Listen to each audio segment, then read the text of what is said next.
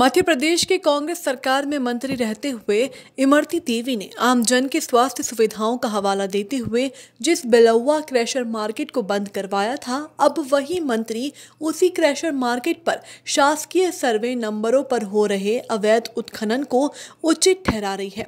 यह इमरती देवी वही है जिन्होंने हाल ही में सिंधिया के समर्थन में कांग्रेस छोड़कर भाजपा का दामन थामा है। अब इस बयान को लेकर वे विपक्ष के निशाने पर हैं।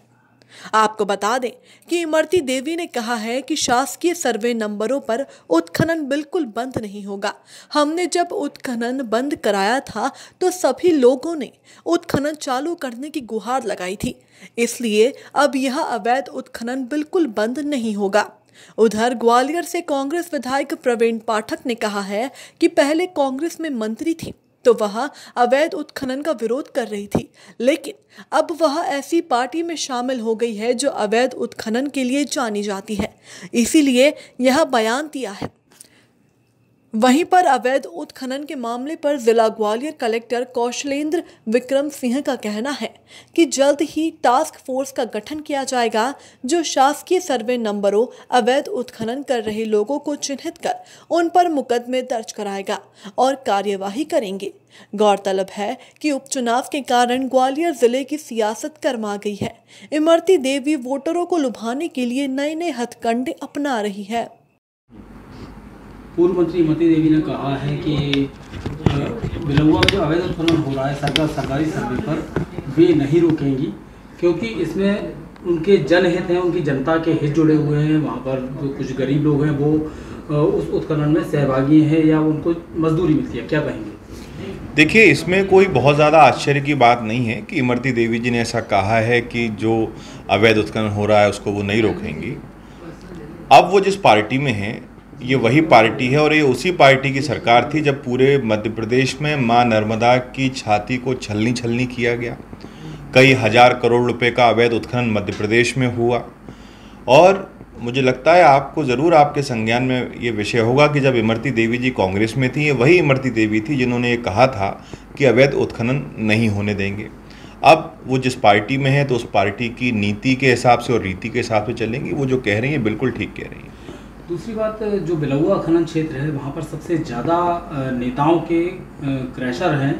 वहाँ पर सारे नेता जो हैं वो किसी भी राजनीतिक दल के हों वो वहाँ पर लगातार उत्खनन में सक्रिय रहते हैं। कई बार कार्रवाई भी हुई, लेकिन उसके बावजूद भी इस बार जबकि प्रशासन ये कह रहा है कि टास्क फोर्स बनाएंगे और विधायक जी ये कह रही हैं कि यहाँ पर जो पूर्व मंत्री हैं वो कह रही हैं कि यहाँ पर हम उत्खनन नहीं रोक पाएंगे। तो क्या टकराव बनता है इससे?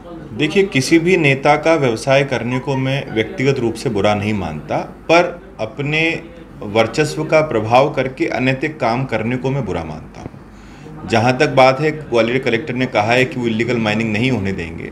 मुझे नहीं लगता, चूँकि भारतीय जनता पार्टी की सरकार में भ्रष्टाचार इतना हावी है कि जितनी भी ब्यूरोक्रेसी है वो गुलामों की तरह काम कर रही है और उनकी हाँ में हाँ मिलाने का काम कर रही है। मुझे लगता नहीं है कि वो अपने इस मंसूबे में कामयाब हो पाएंगे और जनता को न्याय दिला पाएंगे। सर, वर्तमान में जो क्रैशर मार्केट संचालित है, यहाँ ब्लास्टिंग की जा रही है, बड़ी ब्लास्टिंगें होती हैं, डस्ट धूल उड़ रही है, कई लोग परेशान हो रहे हैं। बिलौवा के नगर परिषद ने इस विषय में कभी कोई अवगत कराया है शासन प्रशासन?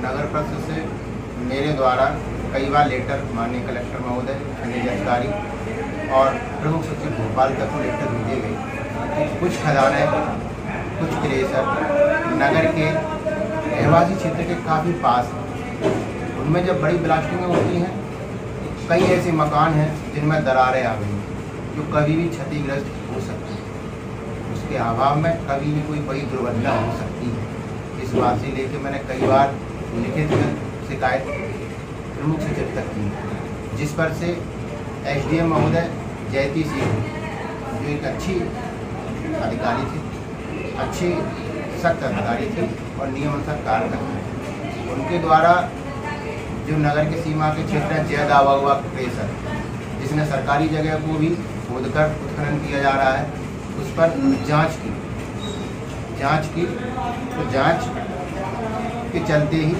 उनका राजनीतिक कारणों से ट्रांसफर करा दिया है ना, जो कि गलत है। कितनी खदान है, कितनी गहराई होगी खदानों की गहराई लगभग 150 से ऊपर की गहराई है सर। यहाँ कितनी खदान? 200 कोई 200 की गहराई हो चुकी है। यहाँ जबकि पर माइंस स्थानीय निवासियों की मौत होती रहती है, क्या कहना है? स्थानीय निवासियों के हादसों के कारण कई बार उक्त रोड पर चक्के जाम हुए हैं। उन जामों में मेरे द्वारा भी इस बात का मुद्दा उठाया गया कि 16/4 या 14/4 मतलब 14 महीने से कलेक्टर महोदय के आदेश से 52 खदानों के लाइसेंस निरस्त किए गए थे, क्योंकि पूर्व के कलेक्टर महोदय द्वारा उन क्रेशरों और उत्खनन पर अर्थदंड लगाया गया था। उन क्रेशरों के द्वारा अर्थदंड जमा नहीं किया गया था, जिसके चलते अभी 14 महीने में माननीय कलेक्टर महोदय द्वारा उनके लाइसेंस निरस्त कर दिए गए, जो खदानें अवैध रूप से बंद करा दी। सर वर्तमान में यहाँ कितनी खदानें स्वीकृत होंगी और कितनी खदानें संचालित हैं? वर्तमान में स्वीकृत खदानों का आंकड़ा कम से कम 80 से 100 का होना चाहिए, और जिसमें से कुछ अवैध खदानें भी चलती हैं, 100 से ज़्यादा खदानें भी चल रही हैं।